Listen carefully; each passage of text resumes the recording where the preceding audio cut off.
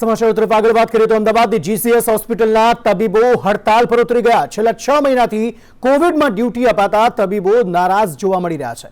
મેડિકલમાં અભ્યાસ કરતા તબીબોને કોવિડમાં ડ્યુટી અપાઈ છે, ત્યારે 15 લાખ રૂપિયાની ફી ભરવા છતાં અભ્યાસ બગડતો હોવાનો તેમણે આરોપ લગાવ્યો છે.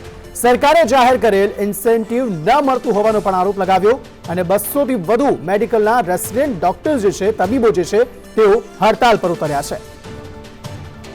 હોસ્પિટલના તબીબો છે આજે હડતાલ પર ઉતર્યા છે. ખાસ વાત જો કરી તો આપણે આજ સૌપ્રથમ દ્રશ્યો બતાવીશ કે અંદાજે 100 થી 200 વિદ્યાર્થીઓ જે તબીબ ક્ષેત્રે અભ્યાસ કરતા એ તમામ આજે હડતાલ પર ઉતર્યા છે.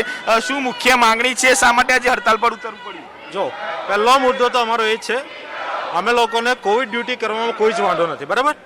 ગવર્મેન્ટ અને અમે સેલ્ફ ફાઇનાન્સ છીએ, બરાબર છે. અમે દર વર્ષના હું પોતે 22 લાખ રૂપિયા ફીસ ભરું છું, બરાબર છે. ગવર્મેન્ટમાં એવી કોઈ ફીસ હોતી નથી. અત્યારે અમારી પાસે આ રીતનું કોવિડ એટલે એક જાતની ગવર્મેન્ટની સર્વિસ જ અમે કરીએ છીએ, બરાબર છે. પણ એની સામે અમને લોકોને કોઈ જાતના ફાયદા કે એ આપવામાં નથી આવ્યું, બરાબર. અને બીજી વસ્તુ, અમારે ત્યાં રિસોર્સિસ ઓછા છે, મેન પાવર ઓછો છે. તે છતાં અમારી પાસે બીજી જે એસવીપી છે, સિવિલ છે, એ બધી હોસ્પિટલો જે છે ત્યાં મેન પાવર, ઇક્વિપમેન્ટ બધું જ છે. એ રીતનું અહીંયા કામ કરવામાં આવે છે, બરાબર. એટલે એક તો અમે એક્ઝોસ્ટેડ થઈ ગયા છે, બરાબર છે. ઓછા મેન પાવરમાં વધારે કામ કરવામાં આવે છે, બરાબર. એક તો બીજો આનો કોઈ આ ડ્યુટી કરવામાં જે સર્જરી બ્રાન્ચ છે, ઓર્થો બ્રાન્ચ છે, એ લોકોને પણ આ ડ્યુટી આપવામાં આવી છે, જે એ લોકોનું કામ જ નથી, બરાબર છે. તો આ વસ્તુ છે કે અમે આ રીતની કામ કરીએ છીએ, પણ એની સામે અમને લોકોને ફાયદો શું, બરાબર. બસ કામ લેવામાં આવે છે, એની સામે કોઈ જાતનો ફાયદો કે હા. રાજ્ય સરકારે એક મહત્વની જાહેરાત કરી હતી કે તમામ તબીબી ક્ષેત્રના વિદ્યાર્થીઓ કોરોનાની ડ્યુટી કરશે અને એમની સામે ઇન્સેન્ટિવ આપવામાં આવશે. એ મળે છે કે કેમ? આપ કયા ક્ષેત્રની અંદર કામ કરો છો અને કેટલા સમયથી આ કોવિડ ડ્યુટીમાં કામ કરી રહ્યા? હા, મેડિસિન રેસિડેન્ટ છું, સેકન્ડ યર. અમે એપ્રિલથી સ્ટાર્ટ થયું છે, ત્યાં સુધી અમારી 6 સાયકલ પૂરી થઈ ગઈ છે અને અમને હમણાં કમ્પેન્સેશન તરીકે ઓનલી 15,000 બધાને અલગ અલગ મળ્યા છે. પોઝિટિવ રેસિડેન્ટ અમારા મતલબ 36 જેવા રેસિડેન્ટ પોઝિટિવ થઈ ગયા છે. પોઝિટિવ થઈને એમનું કોવિડ ડ્યુટી દરમિયાન જ બધા પોઝિટિવ થયા છે. અને સાથે સાથે કે બીજી એક વસ્તુ કે કમ્પેન્સેશન માટે અમને હમણાં દિવાળી પહેલાં બધાને અલગ અલગ મતલબ અમુકને 15,000, અમુકને 10,000 એમ. અને એવું કહેવામાં આવ્યું છે કે એએમસી તરફથી જ મળતા નથી એમ, પણ એએમસીની ખુદની એલજી હોસ્પિટલ છે, ત્યાં કોવિડ નથી. તો એએમસી એવું તો કેમ કરે છે કે એની ખુદની હોસ્પિટલ એલજીમાં કોવિડ નથી કરતા, અહીંયા દર્દીઓ વધારે જાય છે. હા, બધું જ ઓછું છે, હા, બરાબર. અમારા કરતાં ત્યાં મેન પાવર ઓલમોસ્ટ 2 ગણો છે, સિવિલમાં 3 ગણો છે. તો એ તમે તપાસ કરી લેજો કે દર્દીઓની સંખ્યા ઓલમોસ્ટ બધી જગ્યાએ સરખી જેવી છે, બરાબર છે.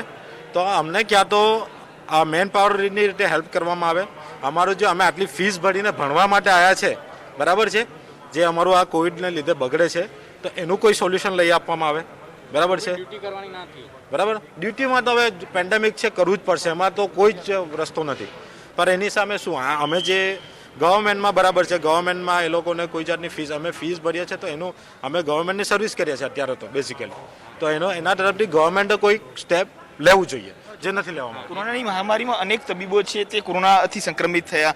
આપને પૂછવા માંગીશ, તમે કયા વિષય અને કઈ ફેકલ્ટીમાં કામ કરો છો? હાલ તમને કોવિડ ડ્યુટી આપવામાં આવી, કેટલા સમયથી આપવામાં આવી છે અને સવિશેષ રાજ્ય સરકાર દ્વારા કોઈ તમને લાભ કે સહાય કરવામાં આવી કે કેમ? હું થર્ડ યર રેસિડેન્ટ છું, એનેસ્થેસિયા ડિપાર્ટમેન્ટમાંથી.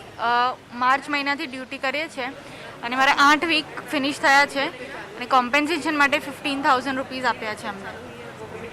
રાજ્ય સરકાર દ્વારા જાહેરાત કરવામાં આવી હતી, પરંતુ આ કોવિડ ડ્યુટીની અંદર આપનો વિષય નથી, તેમ છતાં કામ કરો છો. શું મુખ્ય માંગણીઓ છે હાલના તબક્કે જ્યારે તમે હડતાલ પર બેઠા? માંગણી એ જ છે, પહેલાં અમણે કીધું એ પ્રમાણે કે રેસિડેન્ટ અમે ઓછા પડીએ છીએ, એટલે પેશન્ટ ટુ ડૉક્ટર રેશિયો બહુ સ્ક્યુડ છે અહીંયા. એટલે અમે એ જ પ્રેઝન્ટ કરવા માંગીએ છીએ કે ડૉક્ટર અને સ્ટાફ પ્રમાણેની બેડ ઓક્યુપન્સી હોવી જોઈએ અને કોમ્પેન્સેશન જે ગવર્મેન્ટે ડિક્લેર કર્યું છે એ પ્રમાણે દરેક રેસિડેન્ટે જેટલા વીક્સ ડ્યુટી કરી હોય એ અપ્રોપ્રિએટલી આપવું જોઈએ.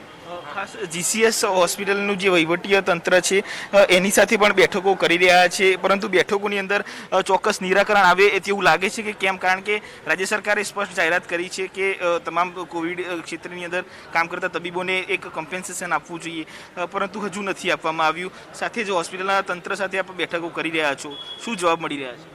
हिंदी में बोलूँ, हमारी 4 महीने से ड्यूटी चालू हुई है और उसमें से 2.5 मंथ्स हमने सिर्फ कोविड ड्यूटी करी है. और अभी तो ऐसा है कि हमारे डिपार्टमेंट में सारे रेसिडेंट्स पॉजिटिव आ गए, सिर्फ 1-2 डिपार्टमेंट चला रहे नॉर्मल वाला. तो हम कोविड ड्यूटी भी करते हैं, फिर आके नॉन कोविड में भी हेल्प करते हैं, और फिर भी हमको एएमसी से कोई कॉम्पनसेशन नहीं मिलता है. तो हम चाहते हैं कि एएमसी से कॉम्पनसेशन मिले और ये प्रॉब्लम जो है इसको सॉल्व करे. ક્યાં સુધી હડતાલ પર બેસશો? શું મુખ્ય માંગણી રહેશે? જ્યાર સુધી આ બધી પ્રોબ્લેમ સોલ્વ ન થાય ત્યાર સુધી અમે લોકો અહીંયા જ બેસવાના છે. ચોક્કસથી તો તબીબોનું સ્ટેન્ડ ખૂબ જ ક્લિયર છે કે જ્યાં સુધી આ તમામ માંગણીઓ છે એ પૂર્ણ ન થાય ત્યાં સુધી તેઓ અહીંયા જ આ જ રીતે હડતાલ પર બેસશે. સાથે જ અમદાવાદ મહાનગરપાલિકા પર સૌથી મોટા ગંભીર આક્ષેપ છે તે અહીંના જે તબીબો છે તે કરી રહ્યા છે. એલજી સહિતની હોસ્પિટલો છે તેને કોવિડની અંદર પરિવર્તિત નથી કરવામાં આવી, અને જે જીસીએસ સહિતની જે હોસ્પિટલો છે એમાં જે ખાસ દર્દીઓ ખાસ આવી રહ્યા છે કોરોના સંક્રમિત થયેલા, તેમની ખાસ ટ્રીટમેન્ટ કરવા માટેના અહીંયા રેસિડેન્ટ ડૉક્ટરોને દબાણ કરવાનો આક્ષેપ છે તે પણ અહીંયા કરવામાં આવી રહ્યો છે. સાથે જ રાજ્ય સરકાર દ્વારા જે આપવામાં આવતી સહાય પણ હજુ સુધી ન ચૂકવાઈ હોય તેવા આક્ષેપ છે અહીંના તબીબો છે એ કરી રહ્યા છે. કેમેરામેન સંદીપ રાઠોડ સાથે કલ્પિન ત્રિવેદી, સંદેશ ન્યૂઝ, અમદાવાદ.